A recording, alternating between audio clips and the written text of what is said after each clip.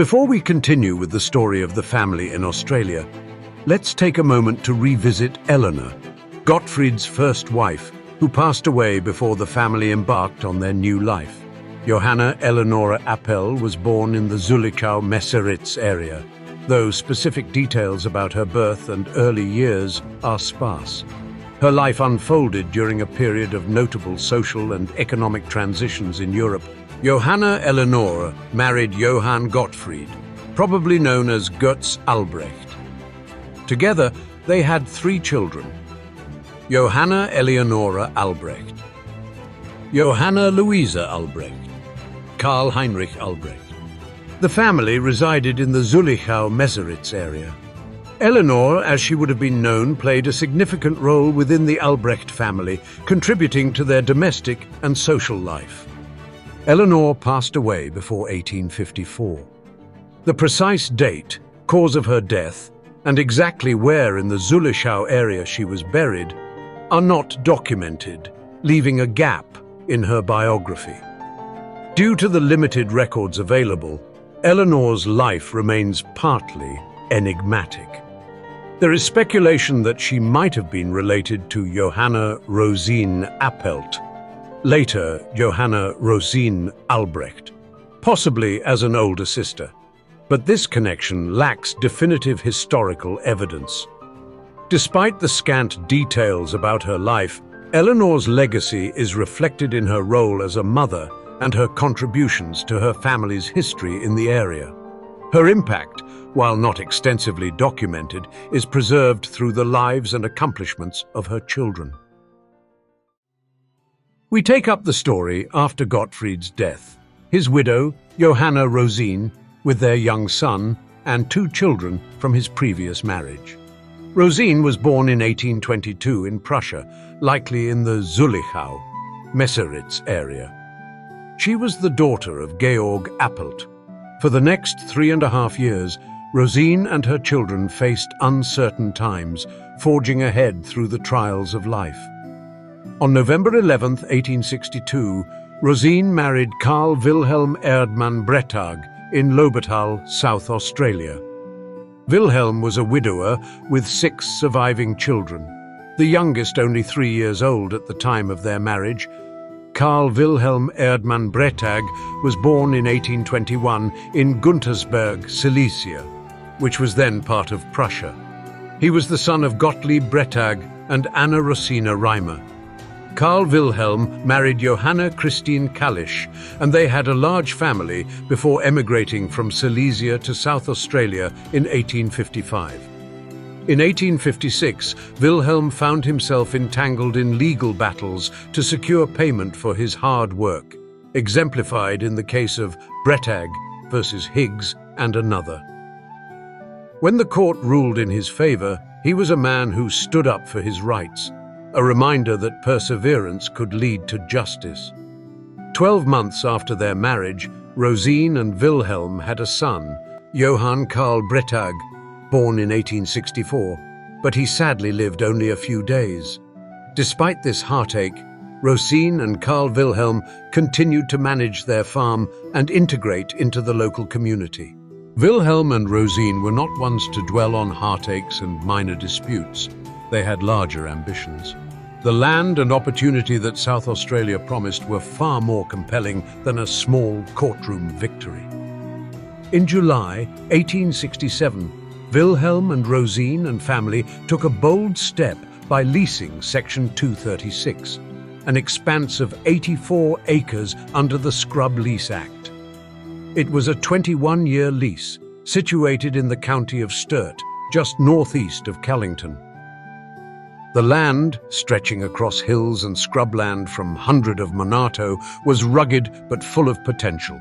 Over the next few years, Wilhelm became an increasingly recognized figure in his community. By April 1870, his influence grew, and he endorsed the return of Mr. F. Krischoff, Esquire, as one of the representatives for the district of Onkaparinga. Wilhelm was more than just a farmer.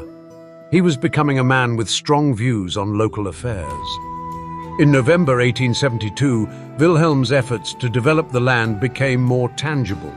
The family took on the task of clearing roads between sections 236 and 248 and between sections 242 and 247, earning 2 shillings 6 pence per chain for his hard work. The roads were essential for transportation and development in this rural part of South Australia. He again showed his close interest in the local political affairs in a letter to the Südaustralische Zeitung, the local German paper of the time, published in June 1874. Dear editor, I have read with great attention the submission of the German committee, which it published in response to the correspondence article in the Berlin National Zeitung. As much as I am happy to agree with these gentlemen, I am nevertheless, like hundreds of my fellow colonists, not in a position to fully agree with what was submitted, when the undersigned say that among the earlier, mostly completely destitute immigrants, there were very many people whose knowledge and previous occupation found no application here.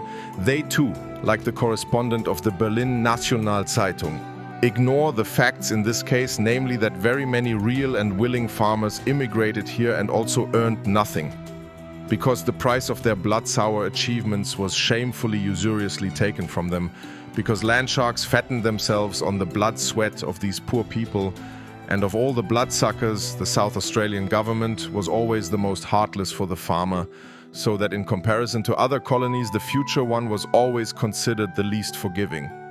Or is it something other than bloodsucking when immigrants had to pay 5 to 10 shillings rent per field or up to £6 purchase price for raw land? Just ask, for example, Mr. A, how much he takes from his tenants annually. How is it that thrifty and hard-working people suffered here for 18 to 19 years without making any progress, and after turning their backs on the misery of South Australia, were on secure footing in Victoria within 2 years? The committee complains that the correspondent of the Berlin National Zeitung slanders our colony. The colony slanders itself through its worthless land law, which has always been a burden to it, and, if not improved, will not hold back immigrants, but will always deceive those who come here. Even our dog tax makes German immigrants suspicious, although it is not as much of a deterrent to them as our land system. It is well known that hundreds of respectable, ambitious farmers have left our colony for the above reasons, and it is expected that hundreds more, who could make it possible, will emigrate for the same reasons. The signatories of the above-mentioned submission will therefore have to admit that there is a lot that is rotten here in the state of Denmark. Yours sincerely, W. Brettag, farmer. A decade later, in December 1883, Wilhelm's legacy was cemented further when he delivered the first load of new wheat to the Mannum mill. Grown on mullinized land, the wheat was slightly shriveled due to the harsh conditions, but it was a triumph nonetheless. Rain fell steadily that day, but it didn't dampen the sense of accomplishment Wilhelm felt as he witnessed the fruits of his labor rolling through the mill. By March 1890, Wilhelm had become a full citizen of the land he now called home, formally taking the oath of allegiance in Mannum. His commitment to his community, the land, and the country was now legally and emotionally complete. In his later years, by June 1893, Wilhelm and Rosine were living on Long Gully Road near Mannum. Though time had passed and his years of clearing roads, harvesting wheat, and leasing land were behind him, Wilhelm remained a quiet pillar in the Mannum region. Their story was not one of fame or fortune, but of perseverance, duty, and a deep connection to the land he had helped cultivate. The legacy of Wilhelm Brettag lived on in the fields he cleared, the wheat he harvested, and the community he helped to build. Wilhelm's life came to a close on December 5, 1906, and he was laid to rest in Mannum Cemetery. His passing left a void, but Rosine continued to embody the strength they had shared. After moving to Victoria to live with her son Reinhold, she reflected on their shared history and the sacrifices made along the way.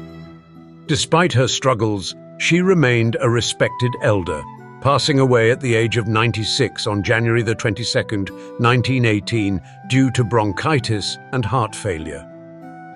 She was buried at the Kayata Cemetery, with her death certificate listing only Gustav Reinhold as her surviving child. Johanna Rosine Albrecht's obituary noted her long and eventful life, highlighting her early experiences in South Australia and her deep respect within the community.